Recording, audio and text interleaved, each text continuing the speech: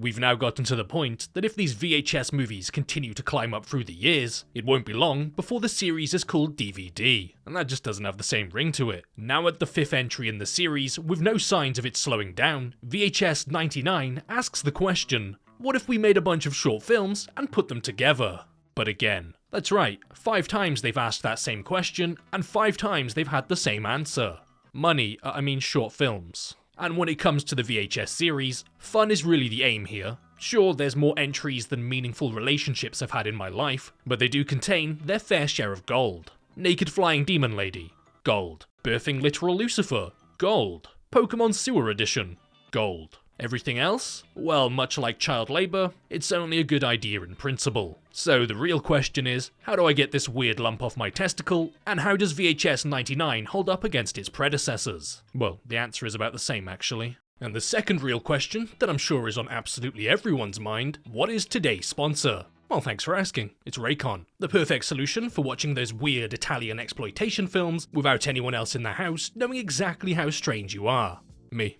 That's me. They're a great choice for premium audio without breaking the bank while keeping the latency at the low end. Not only are they water and sweat resistant, perfect for reasons I'm not comfortable explaining on camera, but the awareness mode feature makes it perfect for not getting caught and cast out as a social weirdo for watching those Italian exploitation films. Well, so you don't get hit by a car while jogging. That's a bonus, I guess. So if you're interested in getting Raycon's intelligently designed earbuds and are ready to buy something small with a big impact, consider helping the channel out by checking out today's sponsor. Click the link in the description box or go to buyraycon.com/bigwill to get 15% off your Raycon purchase. The first film is called The Shredding, and is a character study of what happens if you watch CKY and are not spanked enough as a child. The story follows a band named RAC, an acronym for all of the members' names, Rachel, Anchor, Chris and Caleb, as they plan to break into a venue that burnt down 3 years ago, where all 4 members of the headlining band became awfully intimate with the smell of burning flesh. Their flesh. Anchor's having second thoughts about the whole breaking and entering to desecrate the dead thing, as he's familiar with Hindu stories that depict people being possessed due to disrupting spirits. He goes home to retrieve some spices first, because burnt meat always tastes better with it, and to ward off any no-gooders. After finding a boot melted to the floor, the very well emotionally adjusted Chris walks backwards while mocking one of the survivors, before then suddenly being pulled into another room, with them all just playing it off as him just tripping. Yeah. Tripping over a demon. They start playing to a grand total of -4 people and prank Anchor by simultaneously stopping and pretending that they've been possessed, which possesses Anchor to get up and leave them here after Rachel comes up with a top-of-the-line insult and calls him Spice Boy. With Anchor now gone, they then think how they could possibly make this any more disrespectful before blowing up 4 dolls, like the one you have under your bed, filling them up with jelly, and reenacting the band members' deaths, because I guess someone didn't love them enough when they were children. Suddenly, Caleb's thrown up into the air and explodes right in front of Rachel and Chris, almost as if doing this was a bad idea. Chris runs off, and Rachel watches on in horror as something picks up the camera and takes it towards the burnt, rotten corpses of the band members that died 3 years ago. And once the band members have the camera, they do a play or die chant that we saw them do earlier, before then taking the camera and filming Chris up against a wall, where they decide to tickle his intestines and non-consensually remove his head. And we see one of the other dead band members filming themselves in a mirror as Anchor cries in the corner next to her, because I guess when he said he was going to leave, what he really meant was that he's not going to leave. Using the spices, he throws them into the face of one of the band members, and her face begins to melt off. Again, we then see Rachel's various body parts are thrown into the frame, before we see them all put back together, getting to finally finish the song that they started earlier. The next short film is named Not Alive Anymore by Their Own Doing, BID, because YouTube really doesn't like it when you say the big S. The story surrounds a college freshman named Lily and her desire to join a popular sorority. And for the people who are unfamiliar, sororities are like cults, but for kids. It cuts to Lily drunk with the girls she wants to join, as they've ensured that she's sufficiently inebriated so they can continue the tradition of one of my favourite pastimes. Put a living thing in a box and bury it underground with no breathing holes. Apparently 20 years ago, girls from this exact same sorority conducted a hazing ritual, aka bullying but with a hint of fun, where they buried a girl named Guiltine alive in a coffin, and if she made it through the night, then she was accepted into the sorority. But apparently while doing so, all members of the sorority suffered from the effects of late-stage dementia and just kinda forgot about her. It happens. And when they came back a week later, fully expecting to uncover Guillotine bearing a striking resemblance to a raisin, they found nothing. So they tell Lily if she wants to join the sorority, then she needs to spend one night in the coffin. It'll be easy. She'll be surrounded by people who have been doing it for years. There's a rope attached to a bell that she can ring if she wants to give up her chance to forfeit being friends with a group of people who are taking advantage of her for their own amusement. She's then given a box and told to only open it when you're at your most scared and about to give up. I hope it's a puppy. But before she gets in, she's told that if she hears any knocking on the coffin, it's Guillotine coming to take her to the underworld, or someone next door telling her she's making too much noise. They hand her a camera, she climbs in, and they start to cover the coffin with a little bit of dirt. And after about 10 minutes of these girls hanging out in a graveyard, as you do, they start to scare Lily by scratching at the coffin and hitting it with a stick. Terrified, she opens the box to find not a puppy, but multiple spiders that she's now trapped inside a coffin with, is what I would say, but it turns out that they're trapped in with her, as she crushes them to death after one gives her a nice big kiss. She rings the bell, but the girls are having far too much fun dancing in the rain, because I guess that's a thing people do when torturing someone. But suddenly they're forced to run off and untie the bell after a police car arrives, with them saying that they're going to come back later. Now all alone with it raining, water begins leaking into the coffin as Lily's about to be given the forbidden bath, when suddenly the top cracks open and more water begins to pour in. After hearing scratches on the wood, she looks up to see this pretty face staring right back at her, before that creature then breaks into the coffin, disgusting Lily with its horrible breath. We then see the girls come back the next morning to find that Lily's either had too much fun with some chocolate milk, or she's drowned in the rainwater. After jumping in and confirming that she's gone, they vow to never speak another word of this again, before it cuts to them each in their own coffin, buried underground.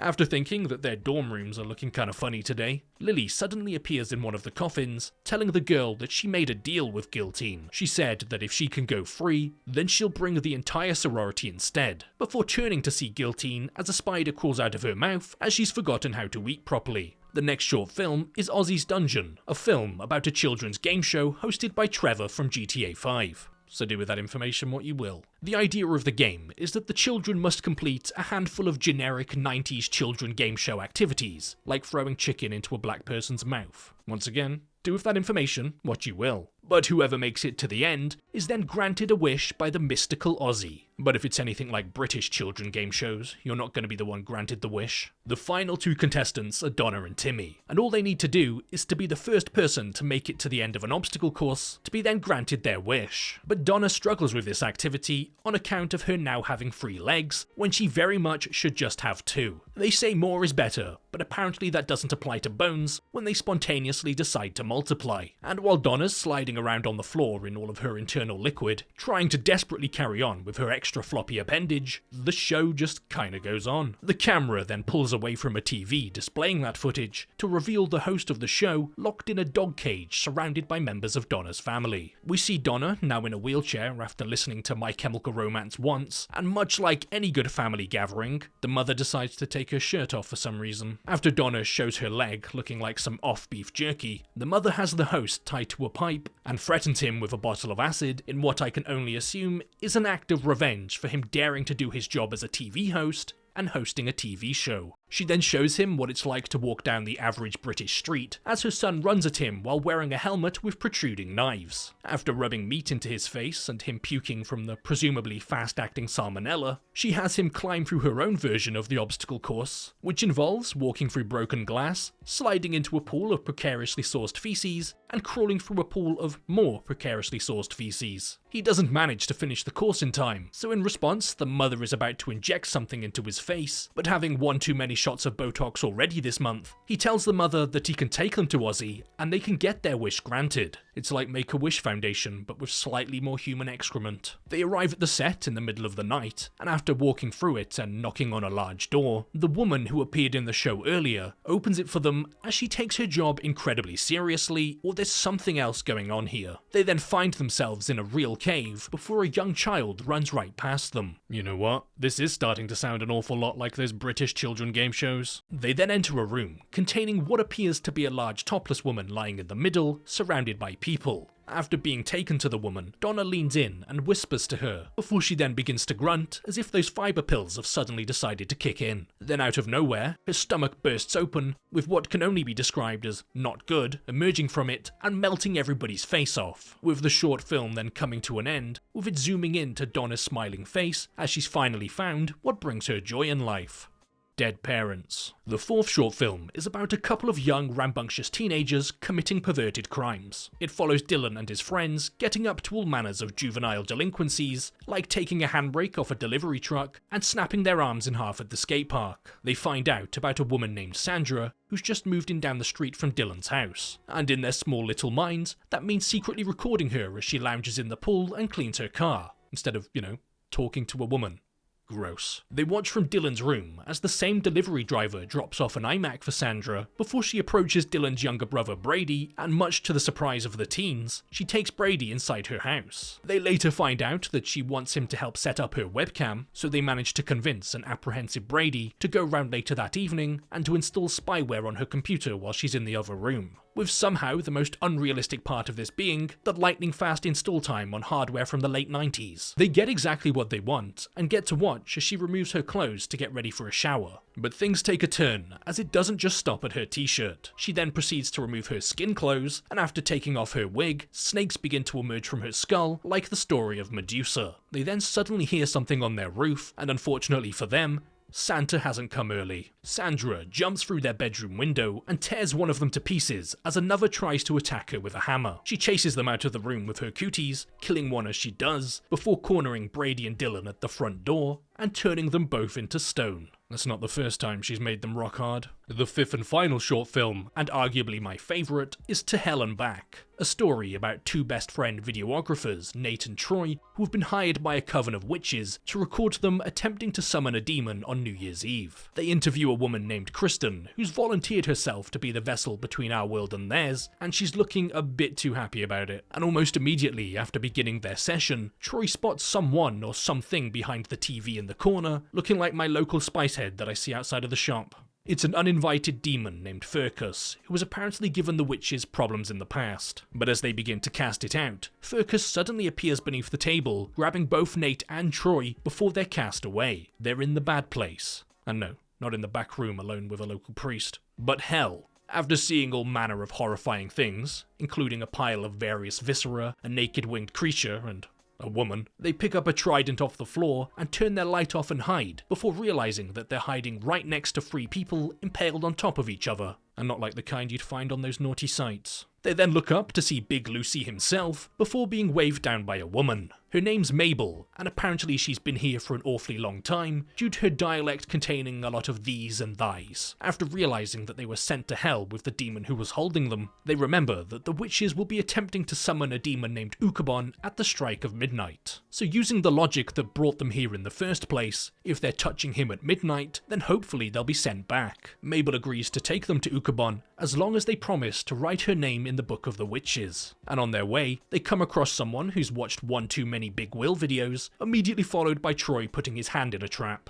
After coming across Mabel helping herself to a nice healthy portion of fried human, they hear a loud commanding voice telling Mabel to return before she disappears. They hear a woman's voice calling out for help, and thinking it's Mabel, Troy walks towards it, and comes face to face with this multiple-breasted, short arm-having, stumpy-tailed thing. They find Mabel again, and without hesitation she pulls the trap from Troy's hand, before they're then forced to climb through the back entrance of Ukabon's dwelling, which seems to also serve as the lavatory to Ukabon's dwelling. They find Gollum's half-brother Greg, and steal a mini trident from what looks to be a living, breathing fetus, like stealing weaponry from a baby. They find Ukabon, but realizing they've only got 80 seconds till midnight, when the witches are going to call him through, they're spotted by his minions and a scuffle ensues, with somehow these 2 random guys being able to defeat a handful of Hellspawn with their kitchen utensils, before Mabel's killed by some sort of other creature, and they're forced to grab onto Ukabon to be transported back to their world, where they're then immediately killed, after Nate somehow switches positions with Ukabon and is now in the body of the vessel. But right before Troy dies, he fulfills Mabel's final wish, and writes her name in the witch's book with his own blood. That's pretty metal. And the movie then comes to an end, with audio being heard in the post-credits, depicting the witches now summoning Mabel. Mabel. Before we finish things up, I'd like to just give a massive thank you to all YouTube members and patrons, the people who every month help support this channel, when YouTube have made it incredibly clear to me that they're not exactly fond of this type of content. And if you're interested in becoming a YouTube member or a patron, not only do you get access to uncensored versions of videos, but you also get access to the private Discord server. So I just want to give a big thank you to the YouTube members and patrons who signed up this week. Starting with the YouTube members, a massive thank you to Harry Skinner, It's Dead, Hurley08111, Kit Kitty Kit Kit, Rick Bentz, Samurai Dude 360 PS4 Gamer, Who Knows, Broody Elf 22, Ronnie2135, Top Nacho, Bobcat 529, Airsoft Main, and Mina Jung. And heading over to Patreon, a massive thank you to Joker123, Elijah Marshall, Oscar Cunningham, Samurai Dude 360 PS4 Gamer, Alex Hinden, Shadow Creeper, Jay Daniel, Cameron, Parker Christensen, Svenja Harder, Emmett, Samurai, Bram, Dolan Crowning, Sabaka, Jello Mello, Franny Disler, J Black 2525, Tyler Phillips, Malin Kel, Zach M, and Davis Burnett. So once again, a massive thank you to all YouTube members and patrons, and a big thank you to everyone else for watching.